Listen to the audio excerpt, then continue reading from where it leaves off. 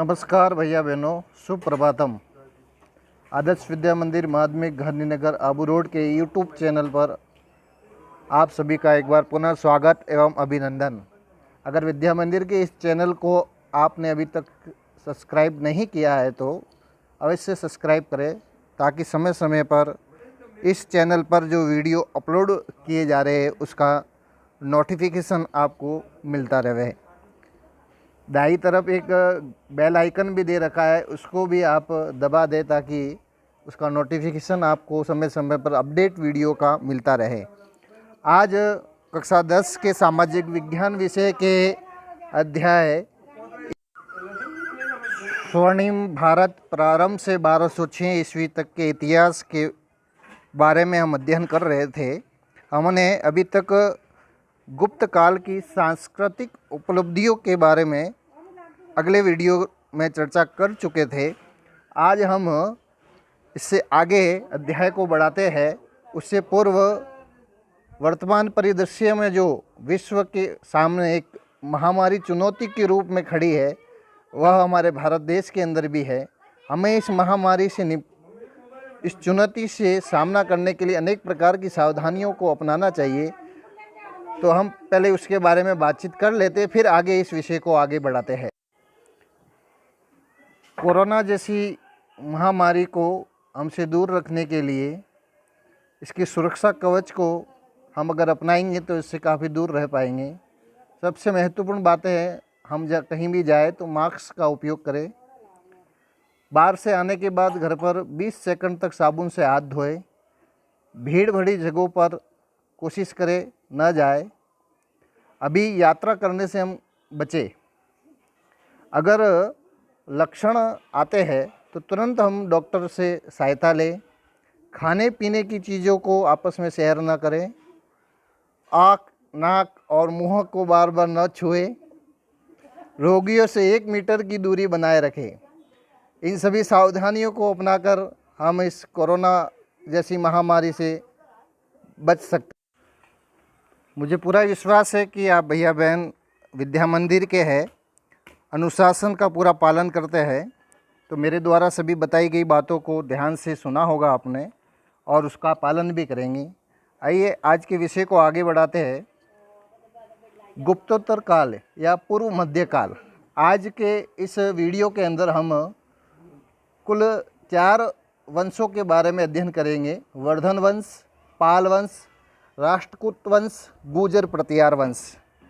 गुप्त काल के पतन के बाद भारतीय राजनीति के इतिहास में एक ऐसी प्रवृत्ति का विकास हुआ जो विभिन्न रूपों में लगभग 1000 ईस्वी तक हावी रही। यह प्रवृत्ति थी विकेंद्रीकरण और क्षेत्रीयता की भावना।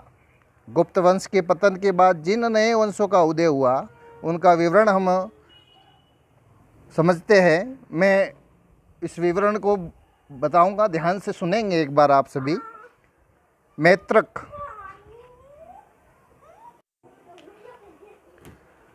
वल्लभी के आसपास के क्षेत्र में इसका शासन स्थापित था। इसके प्रमुख शासक थे भट्ट, टार्क, धर्मसेन चतुर्थ।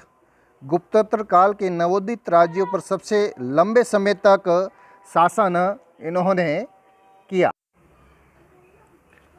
मोखरी, कन्नौज के आसपास इसका शासन स्थापित था। इसके प्रमुख शासक थे हरिवर्मा, ईशान वर्मा, सर्ववर्मा।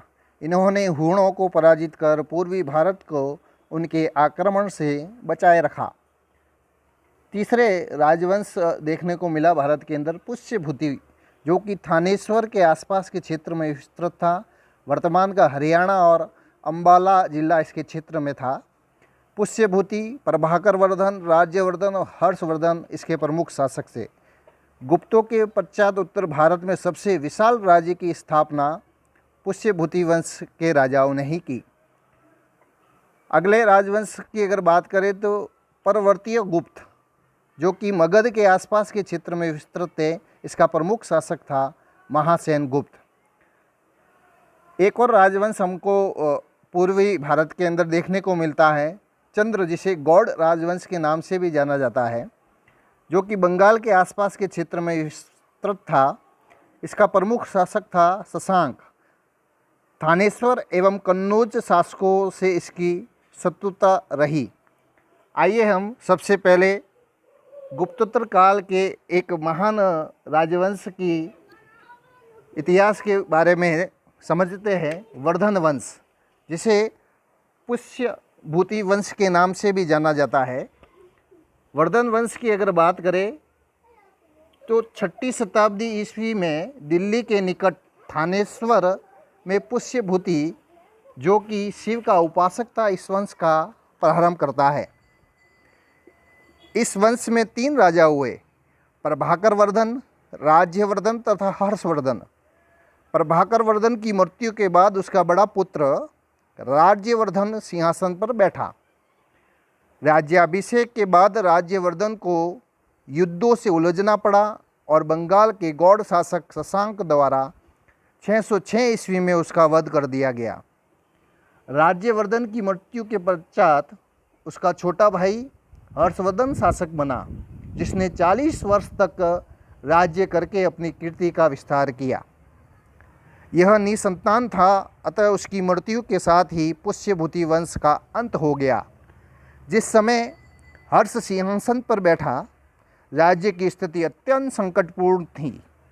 गौड़ के राजा शशांक ने उसके बड़े भाई राज्यवर्धन का वध कर डाला था और उसकी छोटी बहन राजश्री अपने प्राणों की रक्षा के लिए किसी अज्ञात स्थान पर चली गई थी। ऐसे समय में हर्ष के साम्राज्य की सीमाएं उत्तर में हिमाच्छादित पर्वतों, दक्षिण में नर्मदा नदी के तट, पूर्व में गजाम तथा पश्चिम में वल्लभी तक विस्तृत थी। कन्नौज इस विशाल साम्राज्य की राजधानी थी। हर्ष के शासनकाल का महत्व चीनी यात्री ह्वेनसांग के भ्रमण को लेकर है। 329 ईस्वी से लगाकर, ये यहाँ पर प्रिंट मिस्टेक है, 629 ईस्वी से लगाकर 645 ईस्वी तक वह भारत में रहा। ह्वेनसांग जो चीनी यात्री था, भारत भ्रमण पर आया था और 629 ईस्वी से लगाकर 645 ईस्वी तक भारत में रहता है। हर्षवर्धन ने संस्कृत में नागानंद, रत्नावली और प्रियदर्शी का नाम से 3 नाटकों की रचना की। हर्षवर्धन ने बाणभट्ट, कादम्बरी व हर्षचरित्र के लेखक मयूर, सुबंधु और मातंग दिवाकर, ईशान आदि विद्वानों और चीनी यात्री ह्वेनसांग को आश्रय प्रदान किया। इस प्रकार से वर्धन वंश भारत के अंदर स्थापित रहा। उसके बाद अगर हम देखते हैं या और एक वंश की बात करते हैं तो एक विस्तृत और शक्तिशाली वंश भारत में देखने को मिलता है। हर्षवर्धन की बात करें तो ये देखिए, मैं हर्षवर्धन का आपके पुस्तक के अंदर भी ये चित्र है सम्राट हर्ष का। और हर्षवर्धन के साम्राज्य की बात करें तो मैंने जैसा कि आपको वर्णन करते हुए समय भी बताया था कि हर्षवर्धन का साम्राज्य उत्तर में हिमाच्छादित पर्वतों से, ये देखिए उत्तर में ये हिमाच्छादित पर्वत, यहाँ हिमालय की पर्वतमाला यहाँ है, यहाँ से लगाकर पूर्व में गुजरात के आसपास का ये पूरा क्षेत्र, हर्ष के क्षेत्र में हर्षवर्धन का साम्राज्य विस्तृत था। कन्नौज हर्ष के साम्राज्य की राजधानी थी। हर्षवर्धन का चित्र है, आपकी पुस्तक में भी ये दोनों चित्र दिए हुए हैं। पाल वंश, इस वंश का उद्भव बंगाल में लगभग 750 ईस्वी में गोपाल से माना जाता है। दूसरे पाल वंश शासक धर्मपाल इस वंश के सबसे महान राजा थे। इसने अपना राज्य कन्नौज तक विस्तृत किया और प्रतिहारों तथा राष्ट्रकूटों के साथ हुए त्रिकोणात्मक संघर्ष में अपने राज्य को सुरक्षित रखा।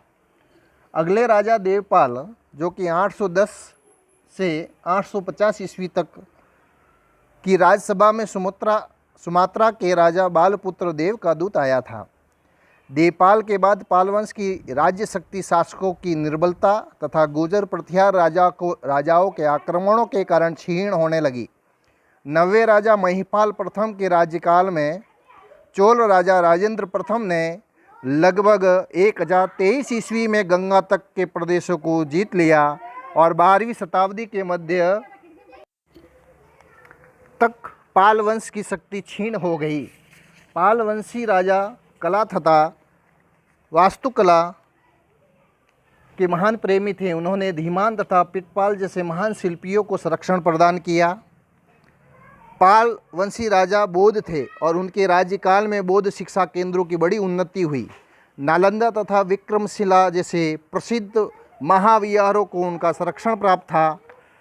पाल युग के अनेक जलाशय दीनापुर जिले में अभी भी बचे हुए हैं। एक और राजवंश राष्ट्रकूट वंश। इस राजवंश की स्थापना दंतीदुर्ग ने 736 ईस्वी में की थी। उसने नासिक को अपनी राजधानी बनाया। दंतीदुर्ग वातापी के चालुक्य के अधीन सामंत था। उसने अंतिम चालुक्य शासक कीर्तिवर्मादित्य को पराजित करके दक्षिण में चालुक्यों की सत्ता समाप्त कर दी। कृष्ण प्रथम ने एलोरा का सुप्रसिद्ध कैलाश मंदिर का निर्माण करवाया। इस वंश के 5वें शासक गोविंद तृतीय ने गुर्जर प्रतिहार शासक नागभट्टद्वितीय और पाल शासक धर्मपाल को पराजित किया। छठा शासक अमोघ वर्ष शांतिप्रिय था, जिसने लगभग 64 वर्षों तक राज्य किया। मान्याखेत को राष्ट्रकूटों की राजधानी बनाया। अरब यात्री सुलेमान ने अमोघ वर्ष की गणना विश्व के तत्कालिक 4 महान शासकों में से की है। 12वें शासक कृष्ण तृतीय के शासनकाल में राष्ट्रकूटों का दक्षिण के चोल शासकों से एक दीर्घकालीन संघर्ष आरंभ हुआ। राष्ट्रकूटों का पराभव कल्याणी के चालुक्य के द्वारा हुआ। चालुक्य शासक तेलप ने 973 ईस्वी में इस वंश के कर्क द्वितीय को पराजित करके मान्याखेत पर अधिकार कर लिया। राष्ट्रकूट शासक वैदिक धर्म के प्रबल समर्थक थे। उन्होंने कई भव्य मंदिरों का निर्माण करवाया। वे संस्कृत तथा कन्नड़ साहित्य के पोषक थे। अगला राजवंश आपकी पाठ्य पुस्तक में है, जो कि बहुत ही महत्वपूर्ण है, वह है गुर्जर प्रतिहार वंश। गुर्जर प्रतिहार वंश, इस राज्य की स्थापना नागभट्ट नामक एक सामंत द्वारा 725 ईस्वी में गुजरात में की गई। अतएव इसका नाम गुर्जर प्रतिहार पड़ा। नागभट्ट प्रथम बड़ा वीर था। अपने सिंध की ओर से होने वाले अरबों के आक्रमण का सफलतापूर्वक सामना किया। वस्त्रराज इस वंश का महान और पहला शासक था, जिसने सम्राट की पदवी धारण की। वस्त्रराज के पुत्र नागभट्ट द्वितीय ने 816 ईस्वी के लगभग गंगा की घाटी पर हमला किया और कन्नौज पर अधिकार कर लिया। अपनी राजधानी कन्नौज को बनाया। इस वंश का सबसे प्रतापी राजा भोज था, जो मिहिर भोज के नाम से भी जाना जाता है और नागभट्ट द्वितीय का पुत्र था। सम्राट महेंद्रपाल, जो कपूर मंजरी नाटक के रचयिता महाकवि राजशेखर का शिष्य है और संरक्षक था। महेंद्रपाल के पुत्र महिपाल के समय गुर्जर प्रतिहार राज्य का पतन होने लगा। इसके बाद के राजाओं ने व राजा विजयपाल ने 1013 ईस्वी तक अपने राज्य को संभाले रखा और महमूद गजनवी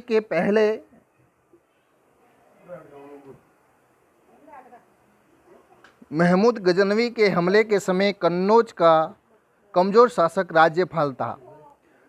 गुर्जर प्रतिहार वंश के शासकों ने अरबों को आगे नहीं बढ़ने दिया। इस वंश का अंतिम शासक यशपाल था, जो कि 1036 ईस्वी तक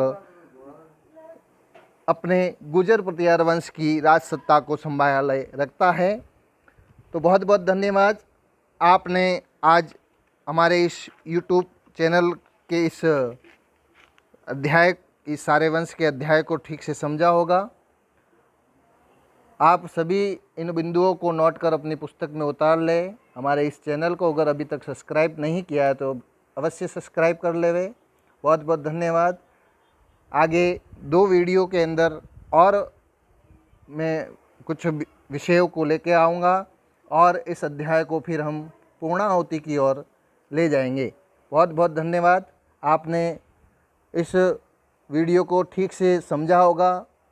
इन सभी 4 राजवंशों के बारे में ठीक से देख लिया होगा। मुझे पूरा विश्वास है कि आप इसे स्मरण करेंगे, याद करेंगे और इसमें से अगर कहीं भी परीक्षा में प्रश्न आता है तो बिल्कुल भी गलत नहीं करेंगे। बहुत बहुत धन्यवाद भैया बहनों, नमस्कार।